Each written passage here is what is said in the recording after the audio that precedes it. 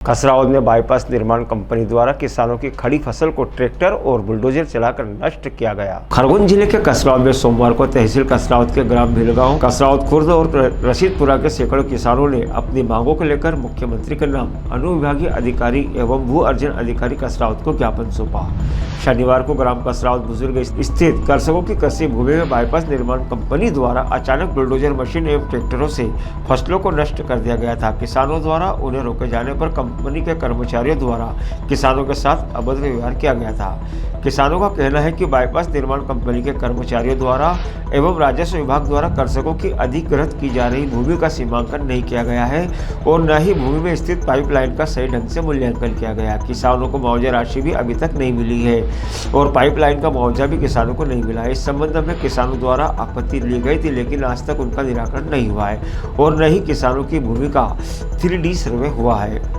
अपने ज्ञापन के माध्यम से किसानों ने मांग की है कि बाईपास निर्माण कंपनी के अधिकारियों कर्मचारियों को दादागिरी कर मनमाने के तरीके से फसलों को नुकसान पहुंचाकर सड़क निर्माण करने से तुरंत रोका जाए। साथ ही राजस्व विभाग के अधिकारी कर्मचारियों को निर्देशित किया जाए कि अधिकृत की गई भूमियों का विधिवत सीमांकन कर विधिवार नक्शा पंचनामा बनाकर किसानों को बताया जाए कि उसकी कितनी भूमि पर सड़क निर्माण किया जा रहा है। साथ ही किसानों ने मांग की है कि जिन कृषकों की पाइपलाइन का सर्वे छूट गया है उन्हें भी सर्वे कर पाइपलाइन का मुआवजा दिलाया जाए, अन्यथा की स्थिति में किसानों को धरना प्रदर्शन करने एवं न्यायालय की शरण में जाने के लिए बाध्य होना पड़ेगा। सीमांकन करके जांच करेंगे। तो इनके द्वारा बताया गया है कि अवार्ड में कुछ ज़मीनें जो अधिकृत की गई थी उसके अतिरिक्त कुछ ज़मीनों पे उनके द्वारा रोड डाली जा रही है दूसरी ज़मीनों पे, तो उसकी हम जांच करा लेंगे और जो भी गड़बड़ हुई उसको ठीक कराएंगे, उनको कंपनी वालों को बताएंगे। सर, कल भी किसानों द्वारा मौके पर कंपनी द्वारा नुकसान पहुंचाया गया था, जिससे तहसीलदार साहब को, आपको और प्रशासन को अवगत कराया था, बाकी आप मौके पे नहीं पहुंचे, क्या कारण है सर? नहीं, हमें मेरे पास कोई सूचना नहीं, ना मुझे कोई किसी का कॉल आया, ना मेरे पास कोई खबर रही। सर, कुछ किसानों का ऐसा कहना था कि जो 5 फीट एक्स्ट्रा जमीन या 10 फीट लिए बढ़ा रखी है, तो उसका क्या है? नहीं, ये तो सब हमें आइडिया नहीं है अधिग्रहण कब हुआ था। ये मेरे पहले हुआ था अधिग्रहण।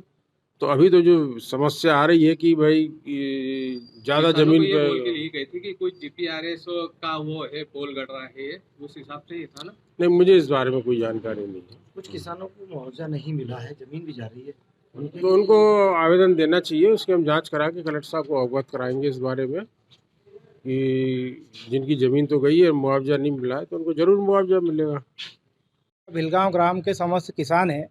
इन किसानों की ज़मीन का अधिग्रहण किया है बाईपास निर्माण में, और बाईपास कंपनी द्वारा कल दिनांक को रोड निर्माण का कार्य चालू कर दिया।